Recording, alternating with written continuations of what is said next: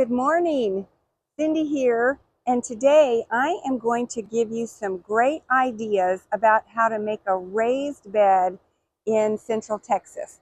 Because we have such rocky soil, a lot of plants really do like to have a little bit easier time getting through the rocks. So in most of the beds around my property, I have raised them up somewhat, and that just gives them a little more soil to establish their roots in. And so today I'm going to show you all along this fence line is a perfect place to add another garden. And you say, Cindy, don't you have enough gardens? No, I need one more. Gardeners, we're kind of addicted to gardens. Okay, so this is a wonderful space all the way along. It goes clear across the whole side of the property. I'm going to say it's probably, 40 to 50 feet long. And I have several problems. The first problem is it's right up against a chain link fence. So I can't really raise the soil and keep it from going all over into my neighbor's yard.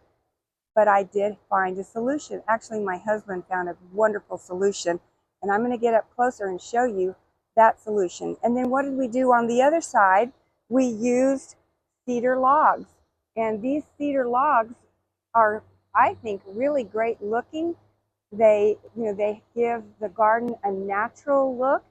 These cedar logs actually came from my own backyard because we had a terrific freeze a couple years ago and we lost a lot of cedar trees. So we saved them and used them for this exact purpose. There's so many things you can do with cedar logs. You can also purchase cedar logs or whatever else you want to use on the sides of your raised beds. So another thing we did is we ordered several yards of soil, and I'm going to show you that, and I'm going to tell you exactly what kind of soil we trucked in, and then wheelbarrow by wheelbarrow we will fill this garden bed, and it will just give the plants I put in here just a little bit extra soil so they can get a good start. Okay, so let's get a little closer and see what's going on. So up against the fence, we have just laid this recycled plastic. We got this from Amazon.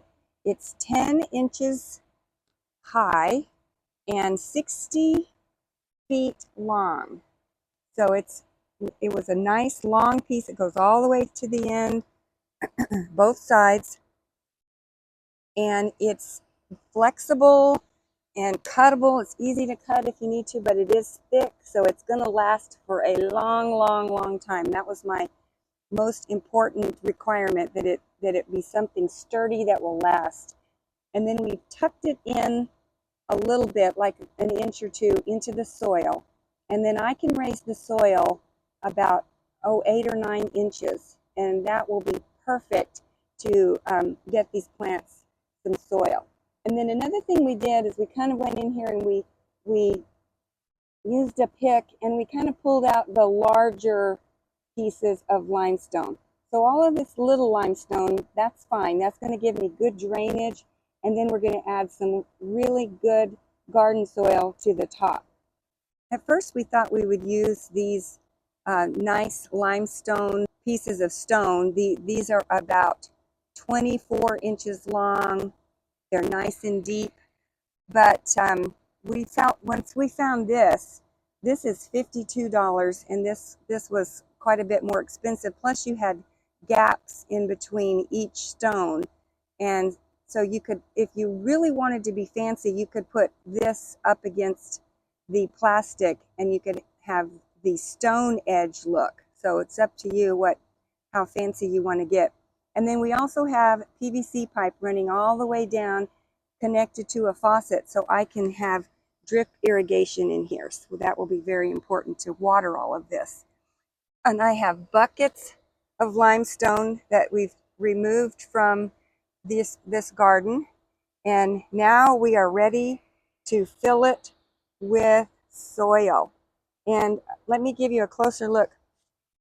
These are just felled trees that my husband was able to get down when they fell. He has made kind of a nice little cut. Maybe those are supposed to be in there. I shouldn't have taken those rocks out. He's made a cut and kind of joined them together. They're just sitting here. They're not cemented or anything. And I guess he had that rock in there on purpose. Anyway, we're doing everything we can to keep the soil in here so the plants will be happy. On the outside, we have a nice layer of just river rock that goes all the way around the property. We continued it here, and so that'll be where you walk as you walk down this gorgeous garden.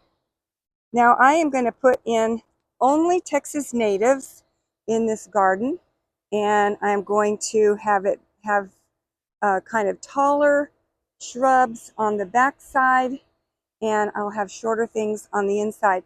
But this neighbor's property is very natural looking, so there's nothing I'm trying to hide. It's a really pretty piece of property, so you know, if you can see through to their yard, that's just fine.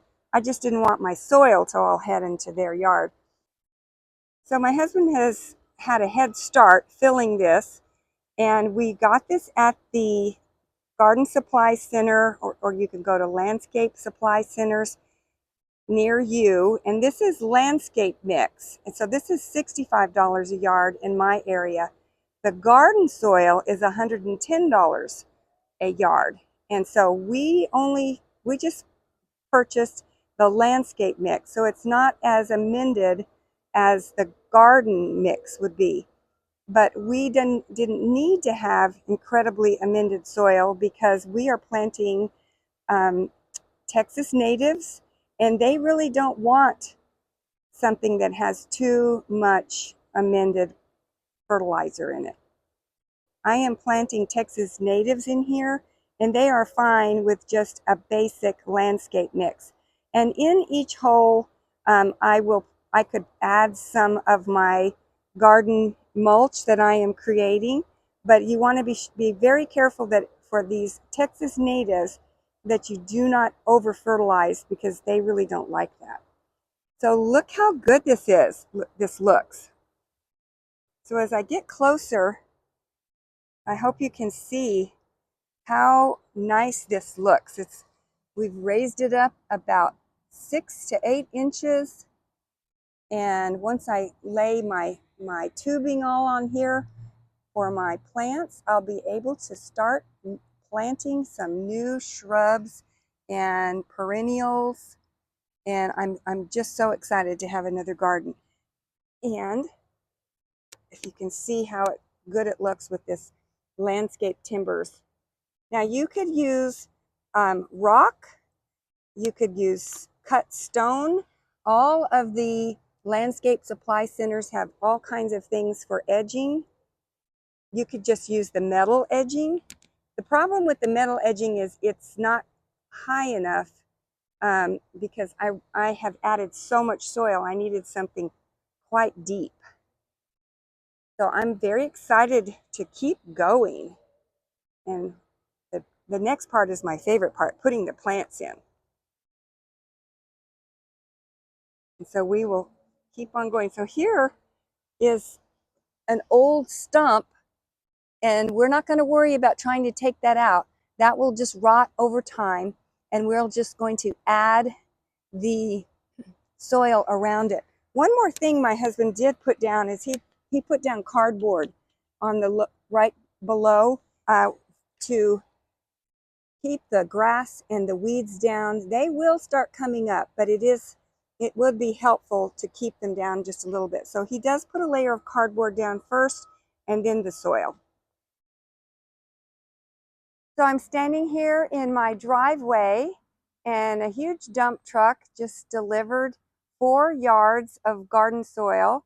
This is landscape soil, and my husband has been using that wheelbarrow and shovel to slowly fill up that bed. He'll also top off some of our other garden beds that have, you know, over time they all kind of sink in.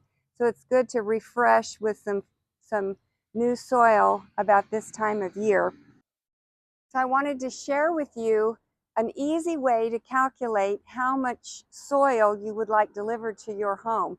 All you do is get a smart device, go to the internet and just ask how to calculate garden soil, and all kinds of options pop up. And the one that popped up for me was Gardener's Supply, and it says, how much soil do I need? I love everything that Gardener's Supply does. Number 1, choose raised bed. Number 2, select the shape. Number 3, select your measurements. So it was 40 feet wide, 40 feet long, 4 feet wide, and 8 inches deep. You click calculate, and then it tells you to order 4 cubic yards of soil. Isn't that great? So you are not going to make any mistakes, and if you have extra soil, you can just add it to some of your older beds. Now all you have to do is add the elbow grease and get it to your backyard. Okay, so I'm getting way back so you can see the complete garden, and it just looks great. It's so inviting. I am not putting any plants in till spring, but I am figuring out what I'm going to put here. I might put 3 or 4 crepe myrtles in because they are super tough. They're not natives, but they are really tough, and that could give me some color. And then below the crepe myrtles, I will have lots of space to put in a lot of Texas native perennials. Okay, so there you have it. We have a nice layer of mulch on it, so that soil is going to start utilizing that mulch. And if I get a little closer, you can see how we have raised this bed. So I have a nice piece of wood here. Now this wood, we'll probably need to replace, maybe put some of this black plastic on the inner side, because this wood will break down pretty quickly probably. But if you can see, that black edging is holding back all that soil so it's not blowing into my neighbor's yard. So I'm very, very happy about this beautiful garden. So stay tuned for more videos of what we put in here in the spring.